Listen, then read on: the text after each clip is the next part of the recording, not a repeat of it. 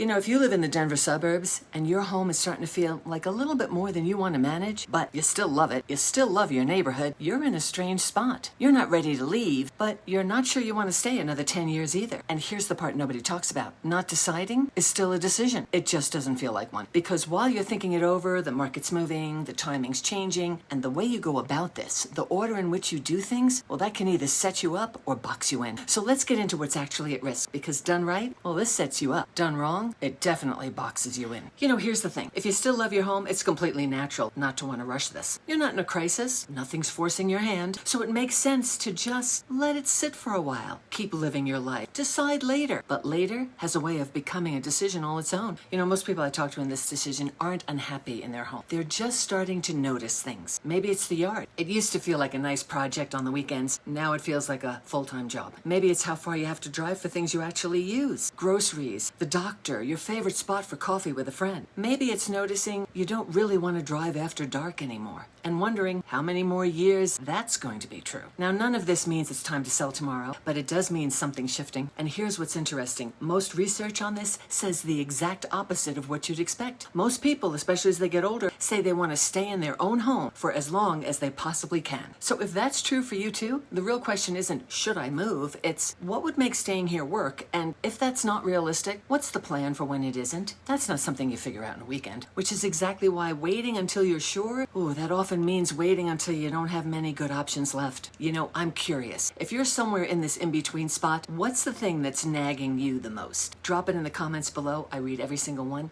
And honestly, you're probably not the only one thinking it. So let's say you've sat with it. You've noticed the signs. And somewhere in there, you've started to lean toward, yes, I'd like to sell, and you'd like to buy something better. Great. But now here's where a lot of people, without meaning to, set themselves up for a much harder transition than they need to. Now, doesn't it feel natural to start with the fun part, looking at areas, maybe touring a few open houses just to get a feel for things? But here's what's true in our Denver area market right now, and for a lot of people. Until your home is actually listed, you don't have the ability to act on anything you find. You can love a home, you can even be ready to write an offer in your mind, but if your current home isn't on the market yet, and you need to sell it in order to buy the next one, you're not really in a position to buy anything, though you might be hoping it's still there once you are. And our timing in the Denver suburbs matters a lot more than people think. Like right now, let me give you a snapshot. The median Denver home price is sitting at around $610,000. That's up slightly from a year ago, but active listings are actually down 9% year over year. So there's actually less to choose from than there was a year ago. But because homes are taking so much longer to sell than they used to, it feels a lot more balanced. And sellers are actually negotiating quite a bit more than they used to in the last few years as well. So if you're out looking before your home is positioned correctly, you can't take advantage of a market like this. Especially since right now we're looking at about 3 months supply of homes on the market. Whereas a few years ago, we were talking about weeks of inventory or days of inventory on the market. So this is a lot more balanced market. But in order to take advantage of it, you need to be positioned correct. So going out and starting to look at places might not be the best strategy moving forward.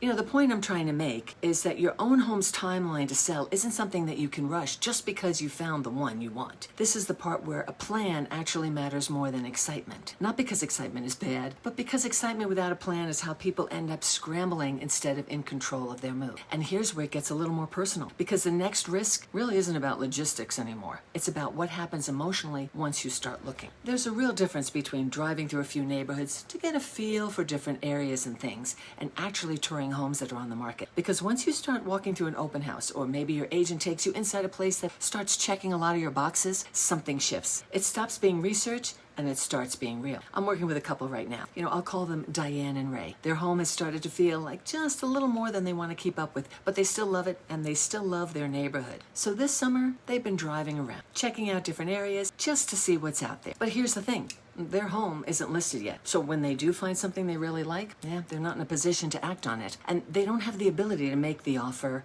because they can't buy the next home until they actually sell the one that they have. And that's created its own kind of pressure. Diane's been a little bit slower in the process than Ray. Some days, she'd rather be out playing golf with her girlfriends than talking about floor plans. And for both, the biggest fear isn't finding the wrong home. It's not finding anything that they'll like or missing out on the one that they really want, both of which leave them kind of of stuck on a hamster wheel. So the further into the search you go, especially once you're touring actual homes instead of just neighborhoods, the more it starts to feel like you're putting the cart before the horse, as my grandmother used to say. And I'll bet you're comparing your dream home to the house you haven't even prepared to sell yet. And that gap, well, that's where a lot of the stress lives. So that's really what this comes down to. Not deciding is still a decision. Getting the order wrong can box you in before you even realize it. And falling for a home before yours is ready can put you in a spot where you're not choosing anymore, you're scrambling. Now, none of this means don't do it. It just means that the way you do it is gonna matter. Now, if you're somewhere in this, you love your home, your area, but you're starting to think ahead and you're not sure what order any of this should even happen in,